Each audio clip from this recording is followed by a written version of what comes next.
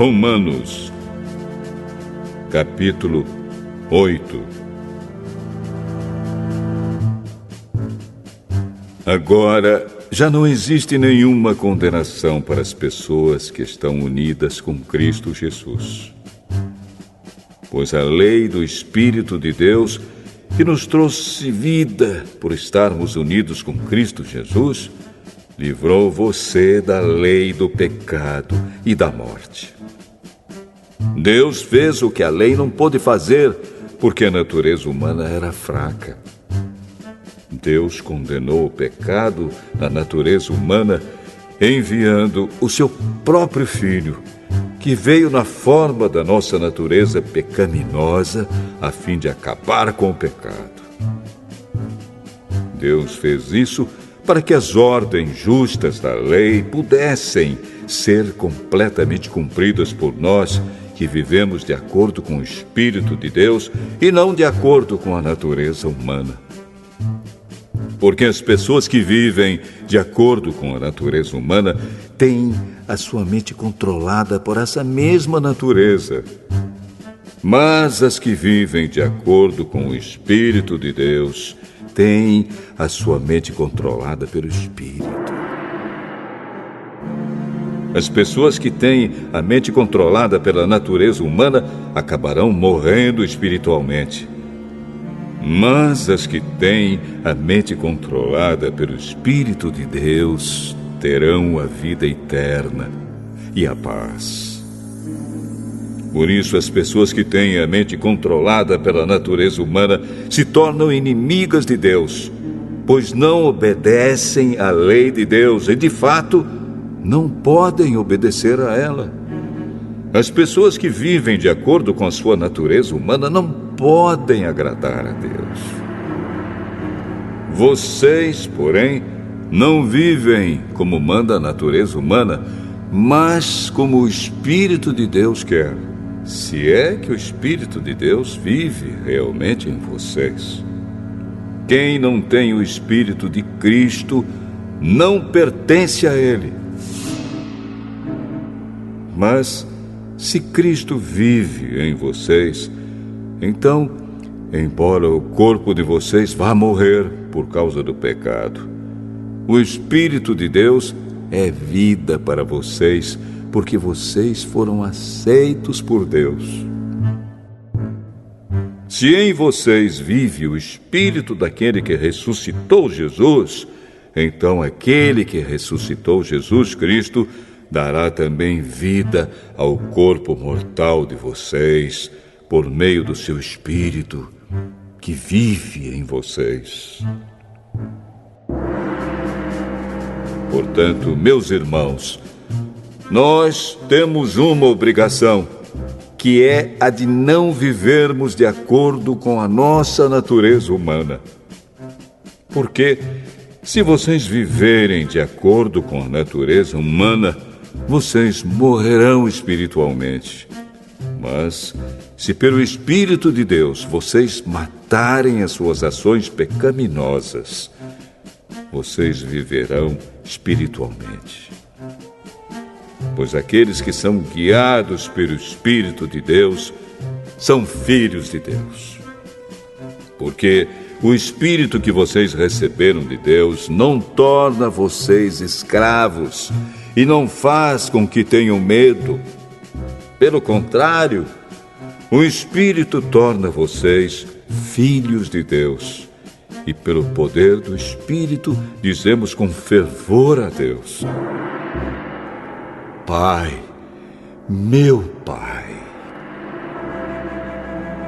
O Espírito de Deus se une com o nosso espírito para afirmar que somos filhos de Deus. Nós somos seus filhos e por isso receberemos as bênçãos que Ele guarda para o seu povo e também receberemos com Cristo aquilo que Deus tem guardado para Ele. Porque se tomamos parte nos sofrimentos de Cristo, também tomaremos parte na sua glória.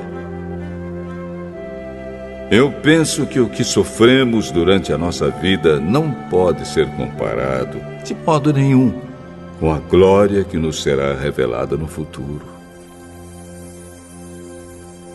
O universo todo espera com muita impaciência o momento em que Deus vai revelar o que os seus filhos realmente são. Pois o universo se tornou inútil, não pela sua própria vontade, mas porque Deus quis que fosse assim. Porém, existe esta esperança. Um dia, o próprio universo ficará livre do poder destruidor que o mantém escravo e tomará parte na gloriosa liberdade dos filhos de Deus. Pois sabemos que até agora o universo todo geme e sofre como uma mulher que está em trabalho de parto.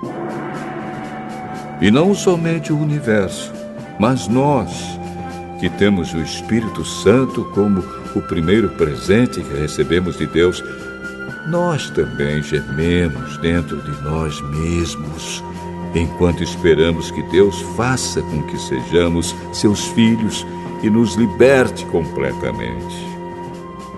Pois foi por meio da esperança que fomos salvos. Mas, se já estamos vendo aquilo que esperamos, então isso não é mais uma esperança. Pois quem é que fica esperando por alguma coisa que está vendo?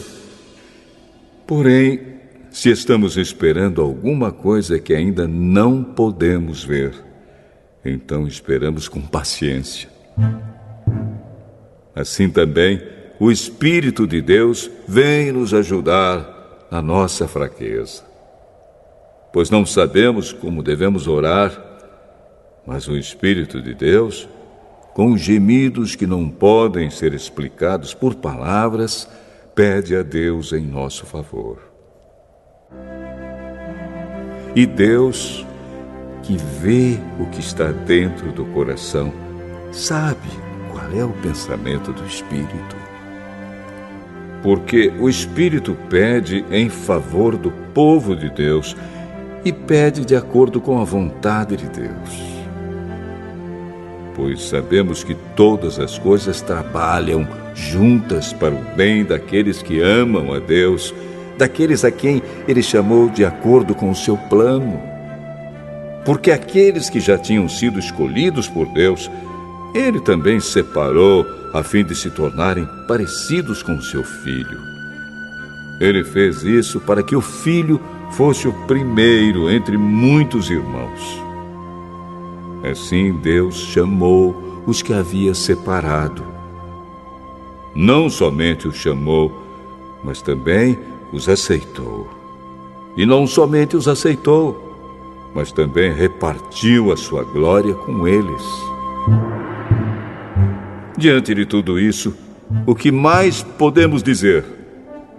Se Deus está do nosso lado, quem poderá nos vencer? Ninguém! Porque Ele nem mesmo deixou de entregar o próprio Filho, mas o ofereceu por todos nós. Se Ele nos deu o seu Filho, será que não nos dará também todas as coisas? Quem acusará aqueles que Deus escolheu? Ninguém! Porque o próprio Deus declara que eles não são culpados. Será que alguém poderá condená-los? Ninguém! Pois foi Cristo Jesus quem morreu, ou melhor, quem foi ressuscitado e está à direita de Deus. E Ele pede a Deus em favor de nós. Então, quem pode nos separar do amor de Cristo? Serão os sofrimentos, as dificuldades, a perseguição, a fome, a pobreza, o perigo ou a morte? Como dizem as Escrituras Sagradas, por causa de ti estamos em perigo de morte o dia inteiro. Somos tratados como ovelhas que vão para o matadouro. Em todas essas situações, temos a vitória completa por meio daquele que nos amou. Pois eu tenho a certeza de que nada pode nos separar do amor de Deus. Nem a morte, nem a vida, nem os anjos, nem outras autoridades ou poderes celestiais, nem o presente, nem o futuro, nem o mundo lá de cima, nem o mundo lá de baixo. Em todo o universo não há nada que possa nos separar do amor de Deus, que é nosso por meio de Cristo Jesus, o nosso Senhor.